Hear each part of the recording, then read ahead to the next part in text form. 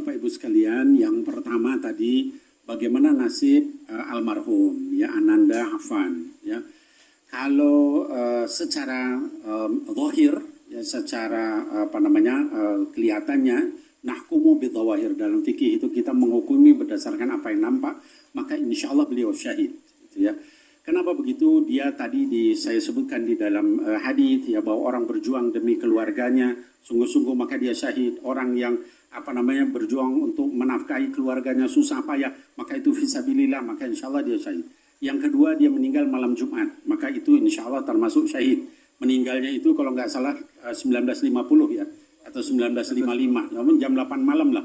Berarti itu sudah, kalau dalam Islam tuh ba'da maghrib itu sudah masuk malam Jumat, hari Jumat. Jadi insya Allah syahid. Ya mudah-mudahan Allah berzuqhu asy-syahadah fisabilik. Allah kita doakan mudah-mudahan beliau mendapatkan syahid di jalan Allah. Amin ya Allah rabbal alamin. Kemudian yang kedua tadi tentang bagaimana dengan yang melakukan tadi itu. Pertama begini, Ustaz David dan juga semua kita, mari kita serahkan kepada untuk dicek dulu. Ya itu kan lagi proses tuh. Ya, itu sengaja apa enggak, lalu kemudian bagaimana peristiwanya segala. Kita ikuti itu. Gitu ya. Kalau di dalam Islam ternyata itu ditemukan unsur kesengajaan, ya maka kalau saya sih melihat apa yang dilakukan oleh misalnya banyak pejabat yang datang ke situ, apakah Pak Kapolri, Pak Presiden pada datang ngasih dana, itu mungkin bisa dianggap sebagai diat. Ya diat itu ganti rugi kalau orang meninggal nggak sengaja, orang Islam dikasih diat. Mungkin itu sudah termasuk itu, bahkan mau disekolahin anaknya segala macam, itu satu hal yang bagus, ya luar biasa.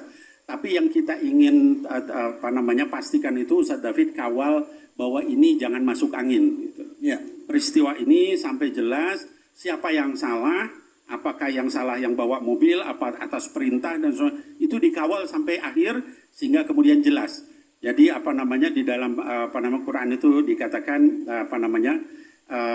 pokoknya sampai yang hak itu jelas dan yang batil itu jelas, gitu ya. Ambayina wa yahya man hayya ambayina, gitu ya. Supaya yang ini tuh jelas dengan hidupnya dengan dalil, ini juga dengan dalil. Nah itu paling yang kita bisa lakukan, kita kawal. Yang kedua, kita harapkan ke depannya jangan sampai terjadi itu. Makanya masyarakat perlu lebih menahan diri dalam kritik, dalam pemerintah juga lebih asih lah sama rakyatnya, jangan dengan kekerasan. Dua-duanya bisa ketemu di tengah-tengah. Wallahu a'lam bishawab. Masya Allah, Bu, Pak.